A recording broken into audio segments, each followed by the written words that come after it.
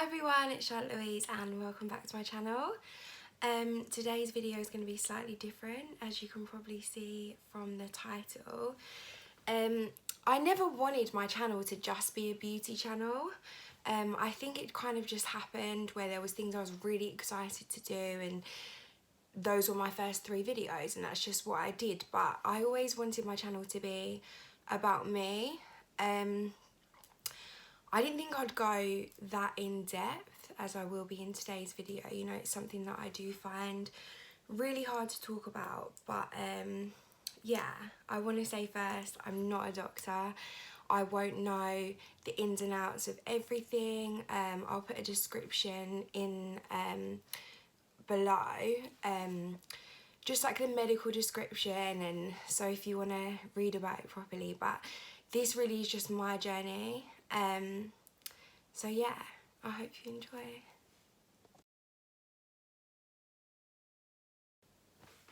So let's get straight into it. So when I was first diagnosed with Sphincter of Oddi Dysfunction, as everyone does I'm sure with any medical issues, or maybe I'm just a bit of a weirdo, I looked it up on Google, I watched YouTube videos, I looked everywhere, and there really wasn't much out there. But what really did help me was watching other people's journeys. And I'm hoping today's video will just help anyone that's just been diagnosed. I don't have all the answers, but I can tell you what I've been through so far and how I kind of deal with it. So yeah. So in January of 2017, I woke up one night in this horrific pain. It was something that really I'd never experienced before. It was, you know, my upper abdomen radiating into my chest, and I can't even explain it. It was debilitating. I was vomiting. It was horrific. And I ended up going to the hospital, and I was kept in, and they did, you know, all the different tests, and they checked if I was having a heart attack because the main pain was in my chest, or I thought it was then. And I think when you go to the hospital and you're asked to describe your pain, it's so hard because you're so overcome with pain that you think it's somewhere, but it might be somewhere else, kind of thing. So it was, now I know, in my upper abdomen, but it felt like my chest. So the next day, the doctor done his rounds and he came round to see me, and he kind of did an examination, and he was like, I think you probably just had indigestion or heartburn. And I was like, okay. So I came to the hospital because I had indigestion. I think it's really hard to explain your pain and the severity of your pain to someone that doesn't know you. To anyone that knew me throughout that time and saw the pain that I was experiencing, they would know that it wasn't heartburn. So I went home and I was given some like indigestion or heartburn tablets or whatever it was, and I took them, and I didn't have the pain again for kind of 10 days, 2 weeks. Then when it happened again, it was exactly the same, horrific, you know, really, really bad. I went to hospital again. You know, I don't go to the hospital for just anything, but you know your body, and it just wasn't normal. You know, it was making me vomit. The pain was that bad. It was just, I don't want to get upset, but it was horrific. So I went back, and, you know, again, they did all the tests and they discharged me to my GP. I hadn't been registered at that GP for very long, so I was seeing kind of a different GP each time, but I'd been a few times and they just said, try this or try this, and it was, you know, nothing came of it.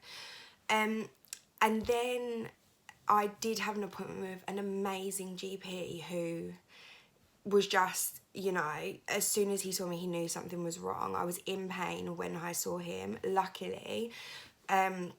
Because I had a routine appointment and I was waiting in the waiting room, and I couldn't sit still. I was in that much pain. And he sent me for some tests and they came back normal because I was saying it was chest pain. And then he sent me for a test on my gallbladder where you lay down for like 2 hours under this scanner. And then after 2 hours, I think it was, or an hour and a half, you drink this like milkshake thing, and then you lay there again for like half an hour, 45 minutes. And the test results came back from that, and I had a diseased gallbladder. So it was running at 13%, I think it was. So it was really bad. So every time I was eating, I was just in awful pain. I lost a huge amount of weight in 6 months, and it was just really bad. So it started in the January. In the July, I had my gallbladder removed.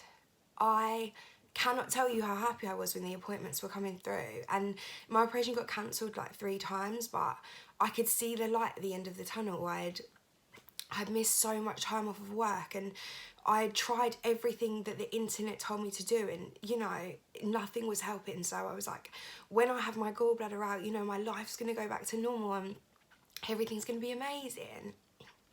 And I had my gallbladder removed, and about 2 days later I started getting this pain in my back radiating up and like around my upper abdomen, and it was really bad. But I was like, you know, it's probably just a post-op thing, it's, you know, it's probably normal. And it went after about an hour, so I was like, right, you know, I didn't really think anything of it. And then about a week later, I woke up about 3 o'clock in the morning, and I had pain that I'd never felt in my life. It was the gallbladder pain times a million. It was like a belt around my upper abdomen, radiating up my back, radiating up my chest. You know, you try and find a comfortable position. I couldn't. Again, I was vomiting. It was awful. And I went to the hospital, and they said, it's just a post-op thing, you know. They did some tests, everything was fine, you know, they couldn't see anything. My liver functions were always high, so that was one of the things, but they didn't know why. So I went back to my amazing GP, you know, and he believed me. He believed me, which was the main thing. I was still going back to hospital a lot because I had been put on morphine when I had the gallbladder pain, and I still had morphine left, and they would still prescribe me morphine after the gallbladder was removed. So I would take it, and the pain would rocket. It would get so much worse. And at first I didn't realise that was happening. I thought I was taking the morphine and the pain was naturally getting worse anyway, and the morphine was trying to fight it. And obviously I know now that the morphine was making it worse. So what happened next? I see my GP. He sent me for more tests. They thought maybe I had stones stuck in my biliary duct. So I had ultrasounds, and I had, you know, different scans, kind of the camera down, everything like that. Everything you can imagine. I was going to A&E a lot on those different visits. No one believed me. A doctor once said that I was having a panic attack. They tried to put me on kind of mental health medication because they couldn't find anything wrong with me. But throughout that time, I was kept in for kind of 3-4 days at a time because my liver function tests were so high, but they didn't know why, and they knew that that couldn't be causing the pain. But throughout that, my GP believed me. And that was the main thing, because no one else believed me. No one. Because when you look well, you usually are well. It's not like a broken arm.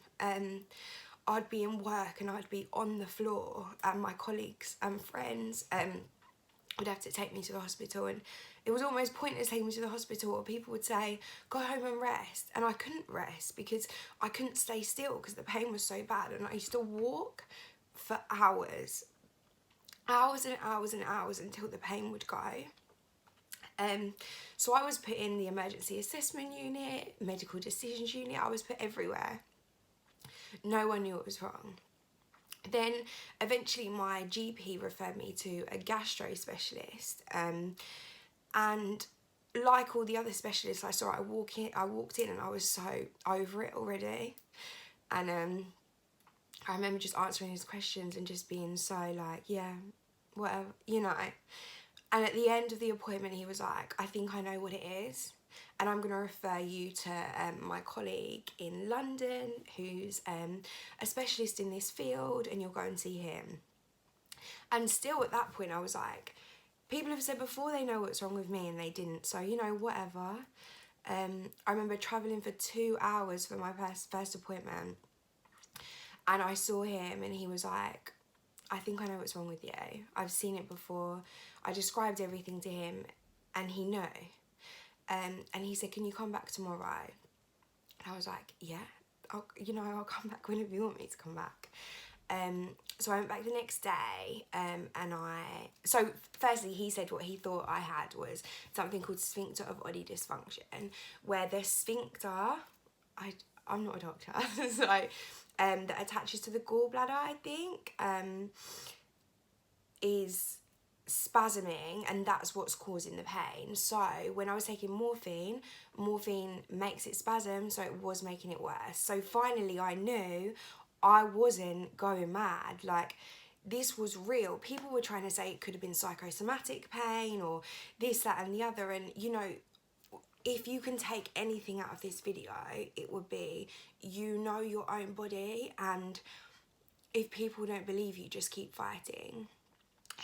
So I went back the next day and I had Botox injected into the sphincter because it, I guess, makes it bigger, and when it vibrates it's not as harsh, vibrates spasms, it's not as harsh. And he said, you know, it might work, it might not, it's worth a try. So I tried it and it didn't work, but I was still optimistic because he knew what was wrong with me. So I went back and he was like, you know, we'd left it 3 months, didn't work. You know, by this time I was having so much time off of work, and it wasn't like I was having 6 months off. I was having a day, coming back for a few days and then having to go home again. You know, I was exhausted, and I remember having sickness reviews and just crying, saying like, you don't believe me. If I had just taken 6 months off of work, I wouldn't be in this situation. But I would never have taken that time off of work. I was truly ill, so I just took when I was in pain, which obviously made it worse. Like, don't try and be a good employee. Just go off for 6 months. Anyway, so we're 2020 now, so that takes us to probably 2018, end of 2018. 2019 came and he said, right, we're going to do an operation where we go down and we cut a little bit of the sphincter to open it up so that when it's spasming, you're not getting the pain. It's not necessarily going to work. It only works on like a certain percentage of people, but worth a try. So again, you know, you read all the side effects, but when you have something like this, the side effects mean nothing, because anything is better than what you're currently experiencing. And you know, people say to me, why did you go ahead if you knew, why did you have your gallbladder out if you knew this could happen? Well, firstly, I didn't know this could happen, but the pain I was in, I didn't think it could get any worse. So the situation I'm in now, you know, it's torn my life apart. I can't leave the house a lot of the time because I'm in so much pain. I'll only go out with kind of close friends and stuff just in case I am in pain and someone has to look after me. It's life-changing, it really is. Yeah, it's life-changing. So I went back and I had the operation and I felt better after. I actually did. I don't know if it was in my head, I was trying to be positive, but it ended up not working. So here we are today. My consultant wants to put a stent in my pancreas, or in the sphincter leading to the pancreas. It's a risky operation. He says, you know, you're young, you're healthy. Gallbladder issues don't usually happen until you're kind of a middle-aged woman, but I'm 29 and this all started happening like 3 years ago. He says, Charlotte, you know, you really need to think about this, because as soon as you anger the pancreas, you know, you can become really unwell with pancreatitis and all kinds of different things. So I had an MRCP yesterday, which is when you go in like the tunnel and they strap this thing on your chest and strap your arms in. And I was in there for like half an hour and it's like, breathe in, beep, beep, beep. and you feel like you're holding your breath for like 15 seconds, and it's obviously not that long, but yeah, that wasn't very nice. And then I have a meeting with a surgeon in March, and then I see my consultant again at the end of March. So, you know, we're on the right track, we're going the right way. The issue is that this is surgery, like, this is surgery. This is not just going down, and this is not just a little thing. This is putting something in my body. So, you know, you have to have a lot of appointments and to check that you know really what you're doing. And I kind of sit there and I say, nothing can be worse than what it is now. You know, people will say, but you look fine, you look healthy, but people don't see me when I'm in that pain, when I have to sit in the bath with the shower on the highest temperature, so it's burning through my skin so that I don't feel the pain that I have inside. You know, people don't see me when I have to induce vomiting to try and help the pain go, which I now have like a hernia in my esophagus because I've done that so many times. You know, you do anything you can to try and make yourself better. So that's kind of where we are. And I will do an updated video once I've had my operation and things like that. But I guess really the whole point of today's video was, if you think something's wrong with your body and you believe something's wrong, then keep fighting until you get the answers. If anyone watching this does have Sphincter of Oddi dysfunction and has just recently been diagnosed or anything like that, then please reach out to me, comment below or message me on Instagram, which is _CLJXO. I do speak to a lot of people on Instagram about it.